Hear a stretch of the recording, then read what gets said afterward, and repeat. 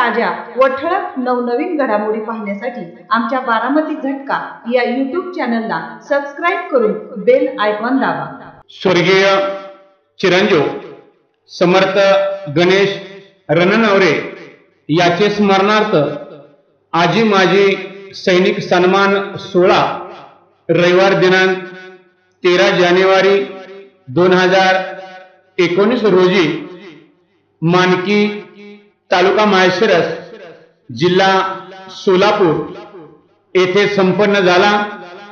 त्या कार्यक्रमाचे प्रमुख पाहुणे माळशिरस पोलीस स्टेशनचे पोलीस निरीक्षक विश्वंभर गोल्डे साहेब, ऑर्डिनरी कॅप्टन लक्ष्मण संभाजी माने, सुभेदार शंकर नाना जानकन, कॅप्टन महादेव देवकर, पेडकर साहेब, माजी सैनिक हरिचंद्र साळुंके, मानकी गावच्या प्रथम नागरिक सरपंच सौ सुरेखा अभिमन्यू रणवरे यांच्यासह या परिसरातील आजी माजी सैनिकांचे आई वडील, मुले, ग्रामस्थ मोठ्या संख्येने उपस्थित होते।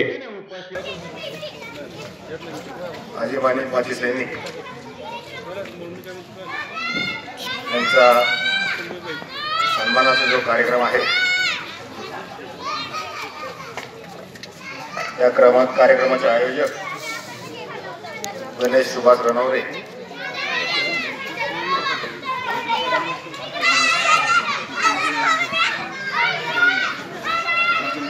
आदरणीय व्यासपीठ आणि इथं जमलेले सगळे आजी माजी सैनिक, त्यांचे आप्तेष्ट नातेवाईक आणि जे शहीद झालेले आहेत आणि या पंचक्रोशीतून इथे जमलेले बंधू आणि भगिनी,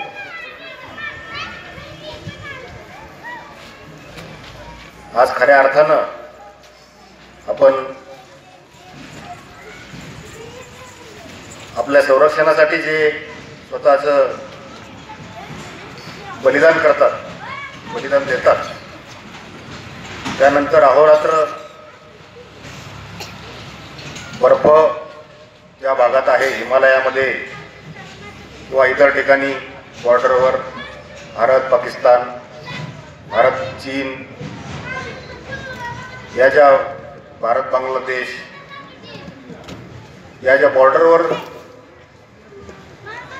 आपल्या देशाचे जे संरक्षण करतात, अशा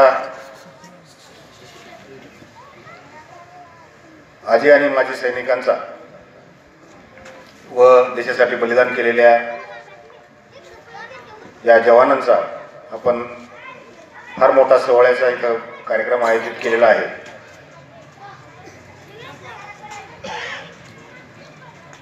आपण या छोट्याशा गावामध्ये राहतो किंवा आपल्या जिल्ह्यामध्ये राहतो किंवा राज्यामध्ये राहतो आणि आपण आपल्याला सुरक्षित असे समजतो। या सुरक्षेची जी सर्वस्वी जबाबदारी आहे ती ही जी मंडळी आहेत, आपल्या देशासाठी लढून आलेली, समोर काही बसलेले आहेत,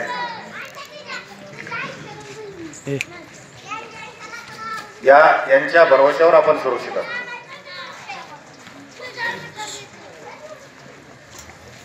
ते स्वतःच्या जीवाची पर्वा न करता, आपल्या कुटुंबाची पर्वा न करता अहोरात्र मेहनत करून, डोळ्यात तेल घालून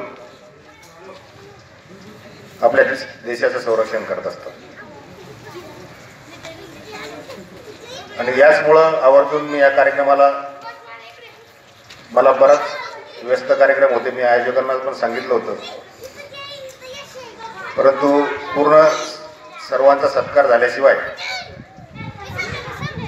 जायचं नाही असं मी ठरवल्यानंतर मग पुढचा सत्काराचा कार्यक्रम यांनी घेतला। कारण तुम्ही प्रमुख पाहुण्याला जेव्हा बोलवता त्यावेळेस आयोजकांची म्हणा, गावकऱ्यांची, त्यांची पण अपेक्षा असते. ठीक आहे, आमचं थोडंसं काम लांब आहे पुढचं, परंतु या सकाळपासून जे कार्यक्रमाला थांबलेले आहेत त्यांना कुठंतरी त्याचं समाधान होऊ शकतं. त्यामध्ये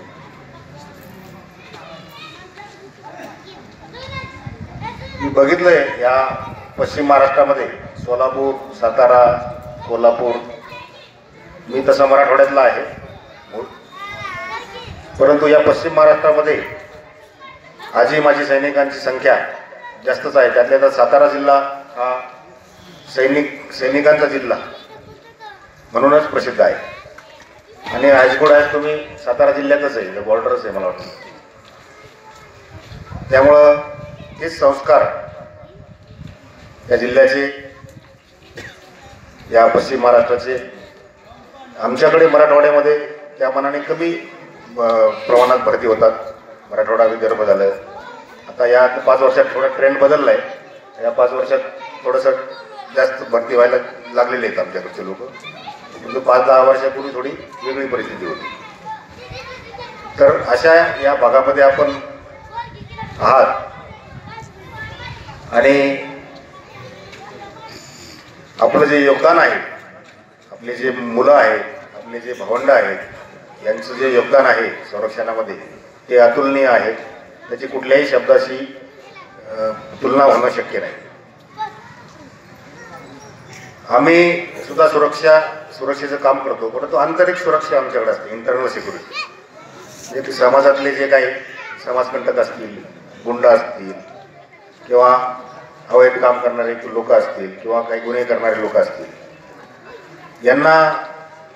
यांच्यावर कारवाई करण्याचं काम आमच्याकडे आहे. परंतु आमच्यापेक्षा जास्त महत्त्वाचं काम या सैनिक मंडळींकडे असतं. आणि आत्तापर्यंतचा आपला इतिहास बघितला असता आपण ते एकदम यशस्वीपणे सदरचे काम आपण करून दाखवलेले आहे. आणि 1971चं युद्ध असेल, भारत बांगलादेश, त्याच्यानंतर भारत पाकिस्तान, भारत चीन या देशांना आपण आपला हिसका दाखवून दिलेला आहे. तर थोडक्यात सांगायचं म्हणजे येथील जनता जी सुरक्षित असते त्या जनतेला हेच सैनिक सुरक्षित ठेवत असतात. त्या जनतेने सुद्धा या सैनिकांचे जे आपल्यावर उपकार आहेत त्याचं भान मनाशी ठेवून अशाच प्रकारचे हे असे स्तुत्य उपक्रम कसे राबवता येतील किंवा त्यांचे कुटुंबीय असतील, त्यांच्या काही शासकीय योजना किंवा अजून काही त्यांना काही सामाजिक बांधिलकी म्हणून आपण काही मदत करू शकू का, असा सुद्धा या जनतेने, नागरिकांनी, इथल्या आयोजकांनी विचार करायला हवा. त्यातल्या त्यात या माऊलींचं फार योगदान असतं घडवण्यामध्ये, मुलं घडवण्यामध्ये. त्यामुळं त्यांचं सुद्धा खूप आपल्या देशावर किंवा या राज्यावर अनंत उपकार आहेत. असेच वीर त्यांच्या पोटी घडो अशी मी ईश्वरचरणी प्रार्थना व्यक्त करतो. मला इथं प्रमुख पाहुणे म्हणून या कार्यक्रमासाठी बोलवलं आणि माझा यथोचित सत्कार केला आणि बोलण्याची पण संधी दिली, त्याबद्दल मी आयोजकांचे आभार व्यक्त करतो. आणि आजी माजी सैनिकांना पुन्हा एकदा मनापासून शुभेच्छा देतो आणि माझे 2 शब्द संबोधतो. जय हिंद, जय महाराष्ट्र.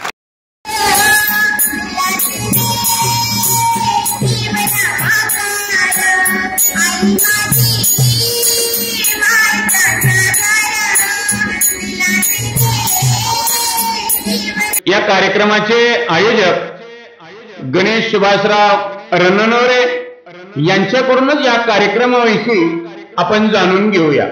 आपण मानकी तालुका माळशिरस या अतिशय दुर्गम माळरान असणाऱ्या या मानकी गावामध्ये आलोय.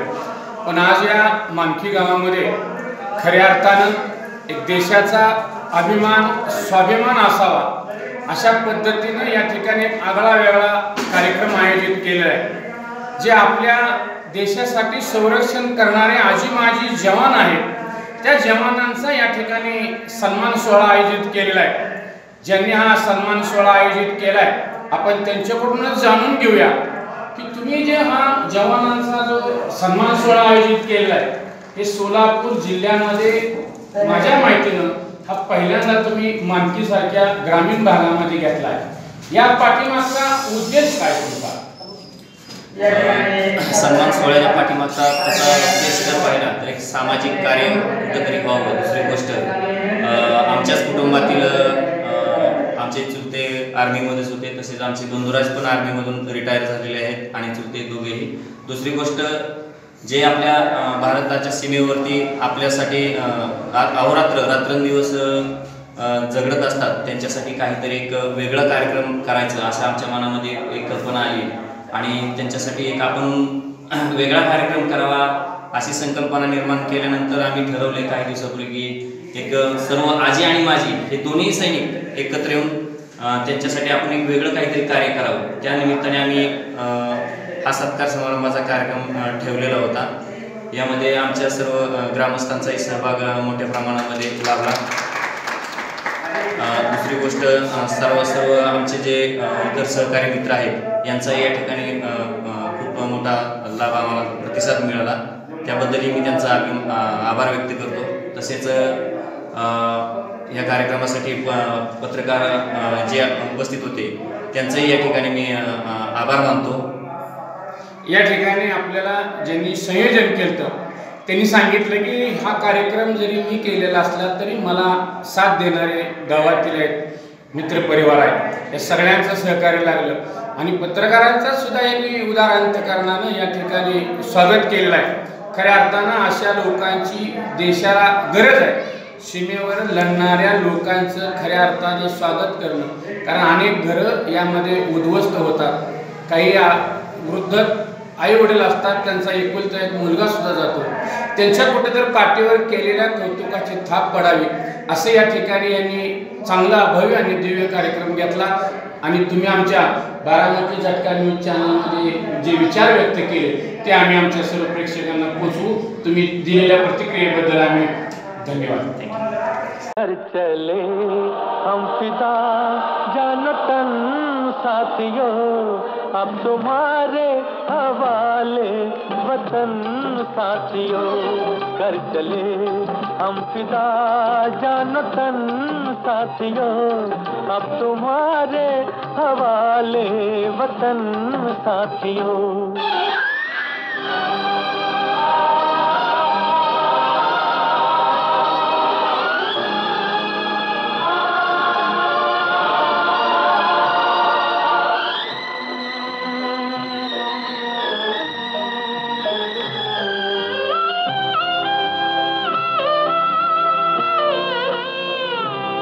सांस थमती गई, नब्ज जमती गई, फिर भी बढ़ते कदम को न रुकने